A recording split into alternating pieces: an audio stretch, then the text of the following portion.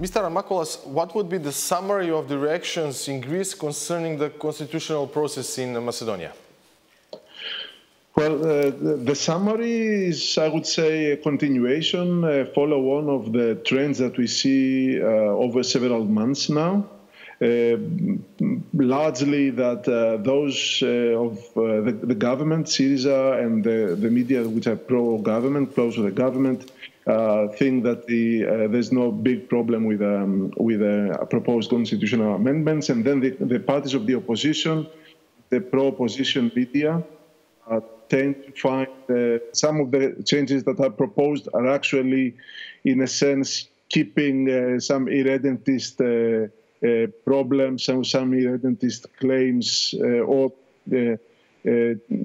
bringing them back in, so to say, in text.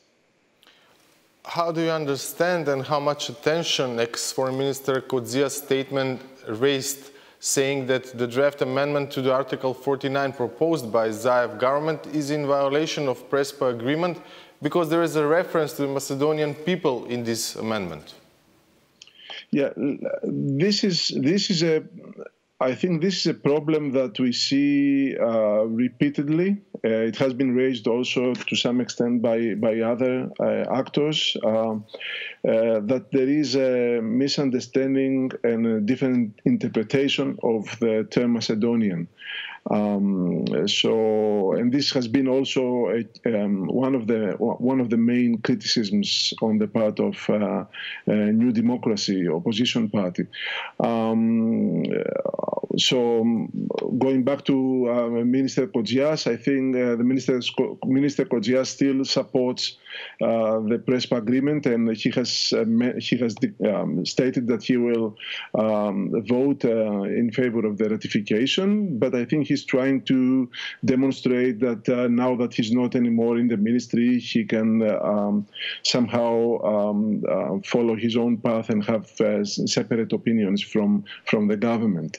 I don't think it's a problem for the ratification of the agreement, but it shows that he's maybe willing to follow a bit more autonomous role in the parliament. Speaking about misinterpretation, Greek President Pavlopoulos reacted on the draft amendments as well, saying that Skopje side should give a written guarantees that Greece doesn't recognize Macedonian nation but only citizenship. Don't you think that the problem lies in the completely different meaning and understanding of the terms nation, people, ethnicity, citizenship? Yeah, I think this is probably, as I mentioned earlier, one of the most important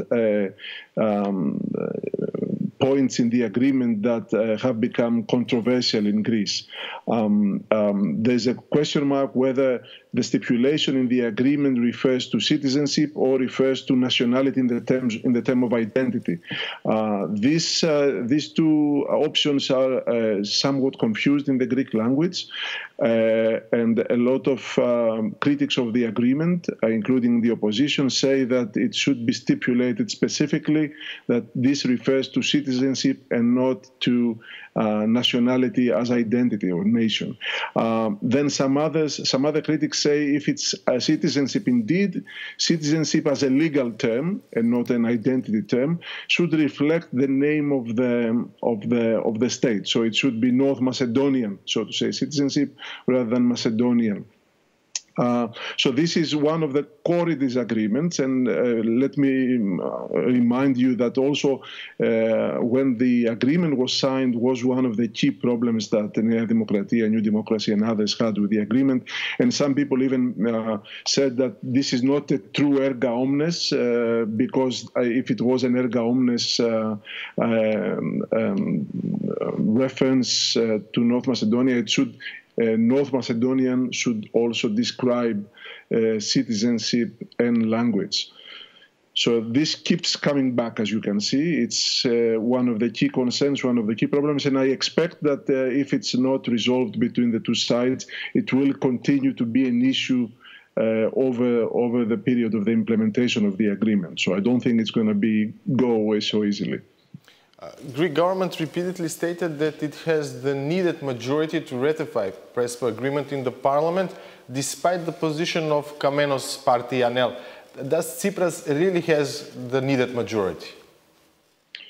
Yeah, I mean, it's a matter of interpretation, obviously, and the information that someone may have. My understanding, following the news and talking to some opinion makers and policy makers here in Greece, is that at the moment, Syriza and Tsipras, the Prime Minister, have the necessary number of votes. But I have to stress at the moment, because it's still November, and we expect that the agreement will reach the Parliament to be ratified in maybe 3 months from now, or 2.5 months. So we really don't know what may happen in the course of these 2.5 months, 3 months. And also we have to take into account that the overall political objectives and overall political competition in Greece is not only around the name issue of the Prespa agreement. It's about economics, austerity measures, all sorts of other issues like the change of the constitution. So it's a bigger picture of competition between government and opposition, and in that Prespa agreement also plays a role, and it's an important part of this overall picture of struggle between the two sides. From this perspective, is it clear why has Tsipras decided to enter into resolving the name issue, and has he politically earned something from it? Yeah, I mean, I guess this is something that definite answer to this question will be given by historians in the future. As far as I can understand, as far as I can assess the information that I have as a political scientist, not a historian of the future, I think Tsipras and Syriza entered into this agreement in order, first of all, to improve their image abroad. Secondly, in order to create ruptures within Nea Demokratia. And thirdly, because they thought that they wouldn't have a big political cost out of it, and this would demonstrate even more to the domestic audience that they are a party of the center-left, and rather the biggest party of the center-left. I think when it comes to improving their image abroad, they have been successful. I think it's clear that our partners and allies are happy with the agreement and happy with Syriza that they managed to deliver the agreement despite the opposition of the Greek public opinion. And they insisted on it and stayed on it until the end. Well, we'll have to see if it's going to be until the end with the ratification, but they seem to be quite happy with it. So the image of Syriza has improved, and Syriza needed improvement of image abroad. When it comes to the second aim to create ruptures and problems to New Democracy, probably wasn't very successful, because New Democracy went further to the right and opposed the agreement fiercely, in a way that maybe the government was not expecting.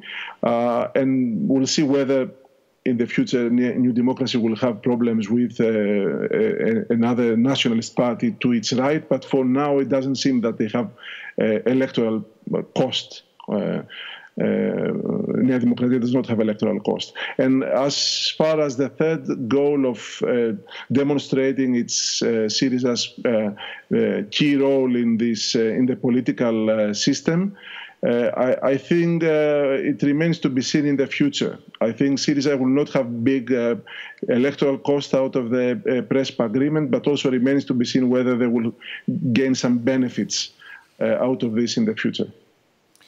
Thank you very much for this interview. Thank you very much.